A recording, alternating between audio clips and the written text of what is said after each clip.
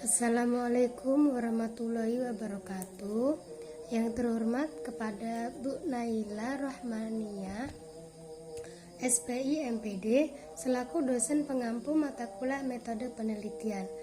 Saya Naimatus Solehah akan menjelaskan mengenai proposal saya yang berjudul Manajemen Keuangan Pondok Pesantren, Studi Kasus di Pondok Pesantren Al-Hidayah Jamantras, Kecamatan Lempuing Jaya, Kabupaten Ogi. Yang pertama saya akan menjelaskan yaitu latar belakang dari proposal ini. Latar belakangnya, pesantren merupakan sebuah lembaga yang memiliki potensi yang besar dalam mengembangkan kerangka sistem pendidikan nasional. Pada umumnya, pendidikan pesantren bertujuan menyebarkan ajaran-ajaran keagamaan sebagai benteng moral dan mental dalam menghadapi kemajuan zaman, termasuk kemajuan ilmu dan teknologi. Prinsip manajemen keuangan sekolah atau madrasah yang baik ialah akuntabilitas, yang artinya adalah kewajiban mempertanggungjawabkan kepada masyarakat tentang apa yang dikerjakan dalam membuat kebijakan-kebijakan keuangan sehingga dapat diketahui dan diawasi oleh masyarakat. Keadilan yakni adanya kesempatan yang sama untuk mendapatkan pelayanan publik yang berkualitas, dan integritas yakni pengelola keuangan dipercayakan kepada staf yang memiliki integritas dan kejujuran yang tinggi sehingga peluang korupsi dapat diminimalkan. Nah, saya mengambil judul proposal ini dikarenakan dalam pengelolaan keuangannya itu sangat menarik, dan yang mengelola keuangan itu masih menyandang sebagai santri Pondok Pesantren Al-Hidayah Jamantras. Selanjutnya yaitu rumusan masalah. Rumusan masalah dari proposal ini ada dua, yaitu yang pertama, bagaimanakah pengelolaan keuangan di Pondok Pesantren Al-Hidayah Jamantras, dan yang kedua yaitu apa sajakah faktor pendukung dan faktor penghambat dalam mengelola keuangan di Pondok Pesantren Al-Hidayah Jamantras. Selanjutnya yaitu batasan masalah. Batasan masalah di sini berdasarkan latar belakang masalah, maka peneliti hanya memfokuskan kajian pada pengelola keuangan di Pondok Pesantren Al-Hidayah Jamantras. Selanjutnya yaitu tujuan penelitian.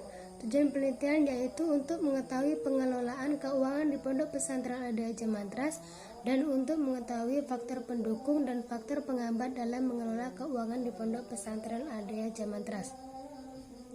Manfaat dari penelitian ini ada dua. Yang pertama secara teoritis, yang dijelaskan hasil penelitian ini diharapkan dapat menjadi salah satu kajian yang dapat memperluas wawasan pengetahuan manajemen keuangan, khususnya yang berkaitan dengan manajemen keuangan di Pondok Pesantren Al-Hidayah Jamantras.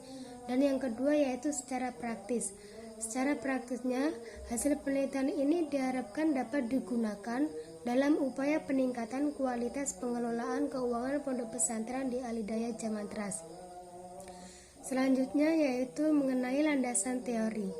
Landasan teori di sini ada manajemen keuangan, dan pondok pesantren. Yang pertama manajemen. Nah, definisi manajemen secara semantas, kata manajemen yang umum digunakan saat ini berasal dari kata to manage, yang berarti mengurus, mengatur, mengemudikan, mengendalikan, menangani, mengelola, menyelenggarakan, melaksanakan, dan memimpin. Kata manage berasal dari bahasa Latin yaitu mano, yang berarti tangan, menjadi manus berarti bekerja berkali-kali dengan menggunakan tangan. Dan yang kedua yaitu manajemen keuangan.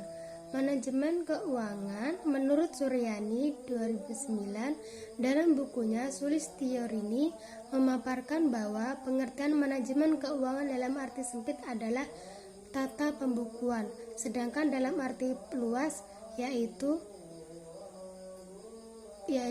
adalah pengurusan dan pertanggungjawaban dalam menggunakan keuangan baik pemerintah pusat maupun daerah.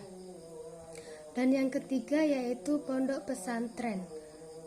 Yang di sini yang dimaksud pondok pesantren adalah Pondok pesantren di Indonesia lebih populer, berasal dari kata bahasa pondok pesantren, lain-lainnya dengan pesantren. Pesantren di Indonesia berasal dari kata bahasa Arab yang berarti hotel, asrama, rumah, dan tempat tinggal sederhana.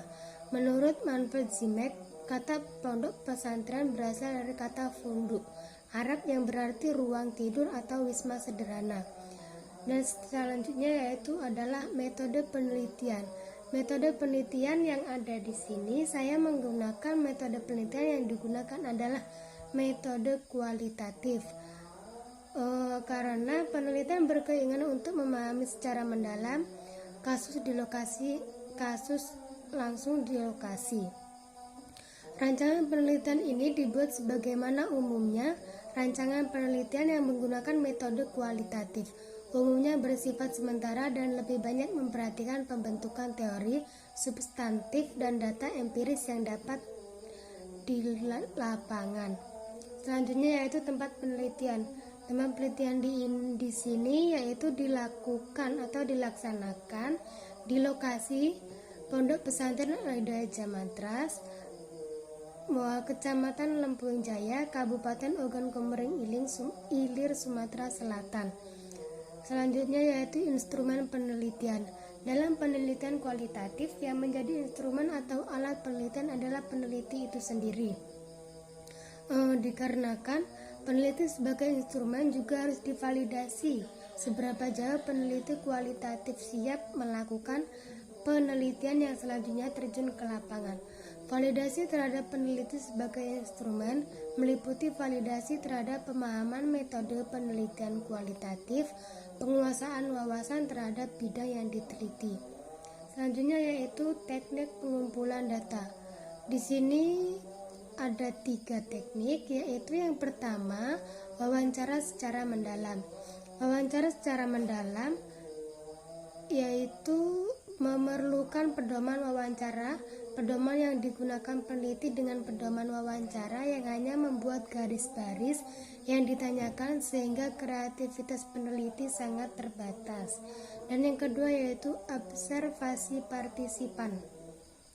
Observasi partisipan digunakan untuk melengkapi dan menguji hasil wawancara yang diberikan oleh informan yang mungkin belum holistik atau belum mampu mendamparkan segala macam situasi. Dan yang ketiga yaitu dokumentasi. Selain menggunakan teknik observasi dan wawancara, data penelitian dalam penelitian ini juga dapat dikumpulkan dengan cara dokumentasi. Dan selanjutnya yaitu teknik analisis data. Teknik analisis data ini ada 3 dalam penelitian kualitatif, yaitu perbandingan konstan seperti yang dikemukakan oleh Glaser dan Strauss. Yang kedua yaitu metode analisis data menurut Spartley, dan yang ketiga yaitu metode analisis data menurut Miles dan Huberman. Di antara ketiga metode tersebut, metode yang pertama yang paling banyak digunakan. Peneliti di sini menggunakan model analisis interaktif yang mencakup 3 komponen yang saling berkaitan, yaitu pengumpulan data, reduksi data, dan penarikan kesimpulan. Mungkin cukup sekian dari saya. Banyak salah dan kurang, saya mohon maaf yang sebesar-besarnya.